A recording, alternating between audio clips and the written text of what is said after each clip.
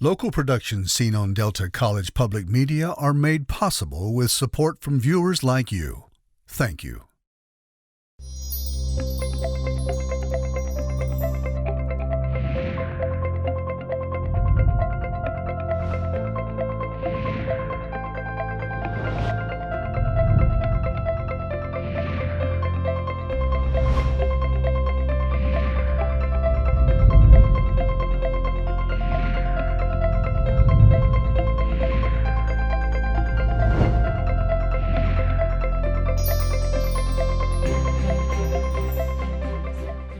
Hello, I'm Junia of Junia Doan's The Spark.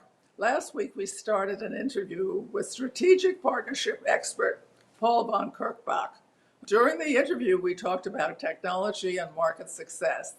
On today's program, we'll watch the second half of the interview, which discusses trust and leadership. If you missed part one, you can visit juniordoan.com, search for Paul von Kirchbach, and view the interview in its entirety. Thank you for tuning in, and I hope you enjoy it. And I don't want to miss the opportunity to have you say a few words of developing or having trust in leaders, how they develop, how they live it, and why is it important? Yeah, I think on the trust level, that is a very important. There are several levels of trust, especially if you talk about international business. The first element, from my point of view, is personal character. If I see in a leader that he has not this personal character, I'm getting very careful in negotiating deals, because it means that there is a lot of uncertainty in terms of what a win-win situation is. Very easy then looked as I take the first and the second win, as one of my founders said, with a morally questionable other side. So it's very hard to reach a very good contract there if you are having not a trustworthy counterpart. The second element is, if you're thinking of trust, and that forms trust, is the definition, the discussion about truth. And truth is, of course, a highly philosophic topic, but you need to understand that truth, especially in business settings, depends on the perspective. To make a very simple case, a soldier in a war situation who is set there to hold a position to protect a larger share of the group, and who will pay that position with his life, will think that the general made a mistake in that decision, because he's paying it with his life. From the general's perspective, on the other hand, who has the responsibility for the whole troop, this might be still a very valid point he's making, but it means that leadership needs to take responsibility. And this is where I see a lot of challenges at the moment, especially in larger organizations, where this level of true responsibility and saying, I messed up for that, and I take the charge for that, is unfortunately in some organizations not really strongly supported. And that has also to do with failure culture. There are coming many aspects into that, but this is a second so this truth aspect in terms of perspective matters a lot to the level of trust and character.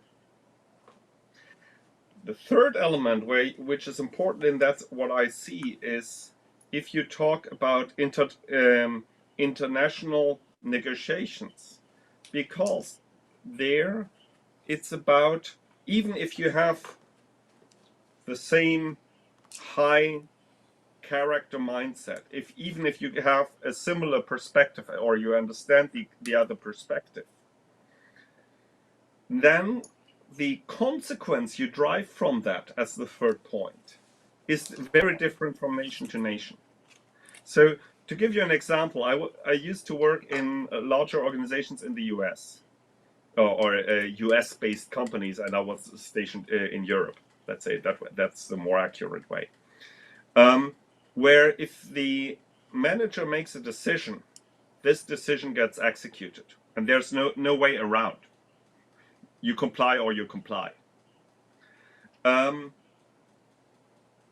I was in a situation in the Netherlands, for example, where I thought we had the decision, we made the decision, or the manager made the decision, said, okay, we are going down this route. And nobody was moving. And so the Dutch culture has the concept of what they call uitpolden, which basically means to get everybody aligned, and that comes from the water management, where if you win land, so historically really deep rooted, that you need everybody and everybody's support. If one doesn't comply with, the whole system doesn't function. But in management, it means a complete reverse thinking. So you need to do much more diplomacy in a positive way. And there are also very good sides of that, where you need to anticipate, how do I convince everybody in the group that this is the right decision? So these things are, for me, when it comes to trust, very important to anticipate and also to realize this can lead to an issue in a contract negotiation. And how can we tackle that today, or maybe we need to plan for it to tackle it tomorrow? The questions that occur to me are, does every culture agree on what character is or what truth is? No matter to which region you go in the world, leadership requires that people trust you. And that means that there is alignment between what you say and what you do. And if you go down to that basic level, I would say that there is a large global agreement. Yes, there are always exemptions, and there are flavors of that, certainly globally different. But I think on that level, the character level, I think, is pretty straightforward, at least if you're talking leadership. On truth, Excuse me, across cultures or across Western cultures? across cultures. Also, if you go to China, you don't follow somebody where you know you will be betrayed. You don't do that. And it doesn't matter where you are. It's also in Russia. If you talk with Russian people, I mean, which are now under Putin, of course, in a very difficult situation. But Putin, there is a reason why Putin managed to stay that long under such difficult times in position. That might be not my attitude, or it's surely not mine, but it is something where he managed to gain trust around him. Otherwise, you can't get into such a position easily without the support of others. And that requires trust and leadership. And is the The role, second say, thing, taking Russia, of truth the same as ours? Or any country, really? France, China? let me say it differently. It's, again, the one thing is seeing the same picture, so having the same perspective, soldier general, and I don't mean that hierarchical, that can be also looking at the same thing from the left and from the right. But the overall thing is, what do you do if the picture is the same? How do you react to that? And that can be culturally very different. And I developed the French market, and I learned it the tough way, let's say it that way. I was very German. I used it as a differentiator, but people told me, you can't develop that because you're too German. I don't agree to that. if you understand the other side and you understand this perspective, that doesn't mean you need to agree, but you need at least to understand it. And that goes then back into, if you think of people like Marshall B. Rosenberg on um, communication and how to communicate in a non-aggressive manner, that helps a lot also in these intercultural conflicts or intercultural business challenges to overcome them. You need to understand, okay, how does the other side tick? And that also depends. It's not like one French ticks exactly like the other one. There's so much of individual elements in there, and that's where emotional empathy comes a lot back in. And also with China, yes, it's for us very difficult to read the Chinese mindset and to truly understand that. And I'm not sure if I ever will be able to truly do that. But there are certainly elements to which we can agree. And if you have these elements, then from that moment you can build on a relationship. But this will take time. There's so much the trust building element also in the Chinese culture. I think it is the Guaiqi, which is about the relations you're having, and these building up these relations takes time and takes trust, and that again comes down to, are you doing what you're saying? Do you keep your word? Very, very simple, very basic things. And this is also where then, no matter which religion or value set you're looking, lying in a relation, whatever, if it's business, if it's personal, it doesn't matter, is not acceptable in all cultures globally. That seems to be like short term. What if the long term goals are in contrast with each other? One country wants to dominate the world and has a very long plan to achieve it. What is the role of trust and truth there? Do you accept it? Do you try to mitigate it? Do you hope for change? And then what happens if someone dies or gets removed? The power games, and there you just need to look into Machiavelli. I remember that the first time I read Machiavelli, my stomach turned upside down and I said, this can't be true. Let's say it that way. If the sheer aim is power, this will require sometimes also non-moral behavior.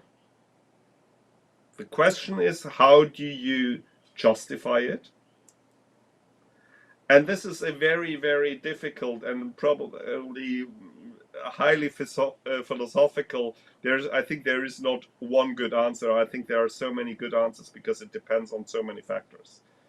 I find that it's hard right now for people to settle down and concentrate on a discussion. It's a lot of flipping, quick. For example, that's personalized. It's me too. In New York, I take the paper version as well as the email of Wall Street Journal and New York Times, and I read it every day. When I get to Michigan, I just do the electronic, and therefore it's a complete skim. I don't spend that kind of time on it. If I I have a deeper, I don't want to say understanding, but at least awareness of what the paper says versus what I've read briefly on the email. And I wonder how to talk to people who are just like the Michigan side of me, just on the surface kind of thing. But as you know, I'm a generalist with a lot of interest, so I know a little bit about, this and that. Um, and I I am thinking about this because I'm a citizen and I want our culture to survive. So, and I know you do work in America. What kind of work do you do in America? Actually, I'm working I'm on the advisory board of a startup from Newton area, so Boston, Greater Boston area, and that's a chemical startup that develops very specific additives that are used, for example, in to increase cell growth for biotech industry. And there, I work with the founder and the team to set up contracts and to build the strategy to go into the market. What I agree with you on the point of attention span, and this is actually getting sometimes to a level where I believe this is counterproductive, because people, for the real hard problems, you can't solve them in just a 30-second thing. That doesn't work. The 30-second thing is the idea, but then to work it out and to get to solutions is something that takes a lot of time and a lot of concentration and thought process, and even decision meditation, as crazy as it sounds. I came in one business book across a way to meditate decisions that the Jesuits used to actually get to good decisions on their when they had to do some. The process is basically, you look at a decision from today, but also from in 5 years' time, and in their case from the deathbed. I think that's a little bit too extreme. There, I would prefer to go to the retirement age of somebody. And I use that myself to actually come to decisions and understand where do things don't feel right. And you need to, this is something you don't learn in business school easily, to judge where does your feeling actually misguide you and hinder good decisions in a certain way, because you feel not good with it. And that's important to realize, because that can block you down the road when you negotiate. So that's what I'm doing there very often with the startup, also sitting down with them and saying, okay, what does that mean if we take this decision? How can we actually go from there, the next steps? Does that make sense if we look at it from a 10 years, 15 years time horizon? So, and that's a horizon that many of the classical venture capitalists don't like that much. They look at, okay, and I understand their perspective, I want a quick exit after 3, 5, 7 years, and that's it. Even in deep tech, which is, from my point of view, more on the short side. Yes. But I understand it also from their perspective, because they want to generate for their shareholders profit. But it doesn't create the long-term value. And I think if we do not find their good answers, we need to work on our system. And I don't mean in a socialist way, certainly not. I had actually last week in Israel a discussion with somebody who studied in Israel economics, and he said we had kibbutz economics, and the goal was so a kibbutz is a community which produces and where people live together in basically like a small community. And in the kibbutz economics, you are only doing your job right if both society and business go well and grow well. This is something I think we can learn more of. And Yes. it's difficult to implement, and it takes a lot of leadership and also a lot of vision to say, I'm here, let me start working on that. Being very proactive. And that's the whole thing why I see for the younger generation so important. Learn to become proactive, learn to fight for something even if you think you don't have a chance. Because you suddenly find allies on the way, allies you wouldn't have thought of. And that's the positive part of it. So it's a little bit comical said in I think it was Rambo in Afghanistan, where he stands in front of the whole Russian army and the colonel asks him, hey, what do we do? Well, we can't surround them. And that's very often a situation that you face if you're especially in a startup or in a small organization and you still want to solve something. It feels like a whole army is coming towards you. You're overwhelmed, and it's a very difficult thing to deal with that. So then you need to find the self-motivation to find it and to fight it and to say, okay, what can I do today to make it at least one little step better? And yes, it's not enough yet. So you will try your best thing the next day again. And it's a tough thing, and it's not fun. But so excuse me, I didn't mean to interrupt. Continue. But if you do that for a longer time period, suddenly things build up and you build momentum. And that's where you then suddenly get support from people you wouldn't even consider that they are around you, and they join you in your endeavor. And that coming to those points, those are the most thankful points I was able to get in my life so far, where people from unthought areas suddenly came to support me. What are the satisfactions of doing your work?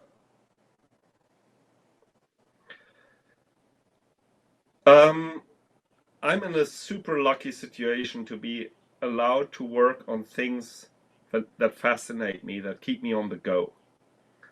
And for me, that's a lot of satisfaction. I know there is a life without a goal is actually getting very quick, very boring. And then you're just thinking, okay, when do I get out of this job? If you're in that situation, I think you better leave the job and find something where you say, yes, this is driving me. Life is too short to say, okay, I limit myself to the some hours I'm having outside work and just do the things at home.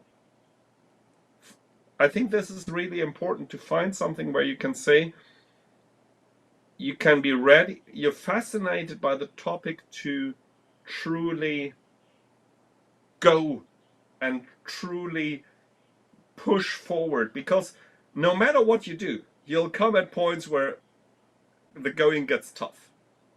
And where it's really like, why the heck do I need to get out of bed? But if you're then working on something which, at least where you know this is a personal important topic, it's easier to find that motivation. And that's why I think it's very, very important to find work that motivates you, and also having the trust in a higher deity to say, if I'm not in that position, to leave it and to go for, make the extra leap.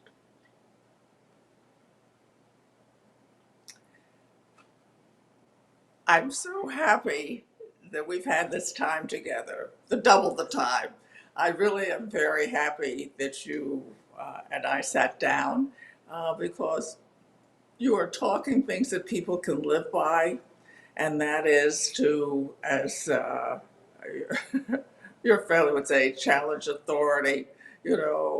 Myself, I could get very opinionated, but mentally in my head, what I do is automatically double check by taking a few opposite positions mentally, and just play them out. I might learn something, but also to dedicate yourself out of your culture. I mean, I think it's amazing. You went from a culture that emphasized the bureaucracy to innovation and what could encourage it, and you encourage it through character and truth and so forth, but also motivated to see it through, to know that there are really tough times that push back at you, and you just continue, you persevere.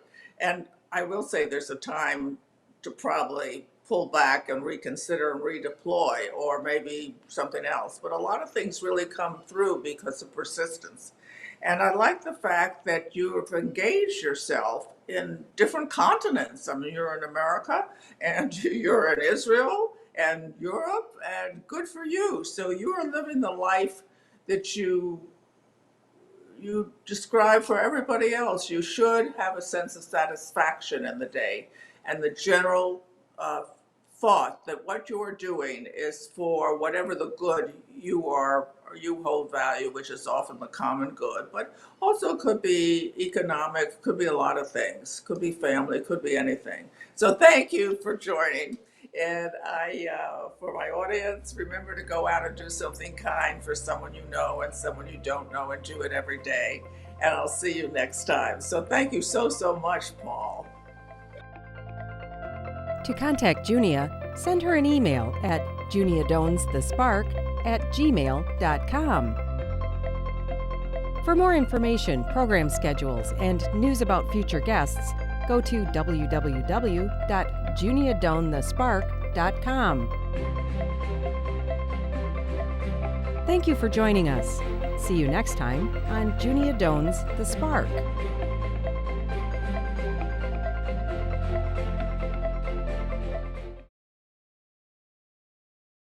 Local productions seen on Delta College Public Media are made possible with support from viewers like you. Thank you.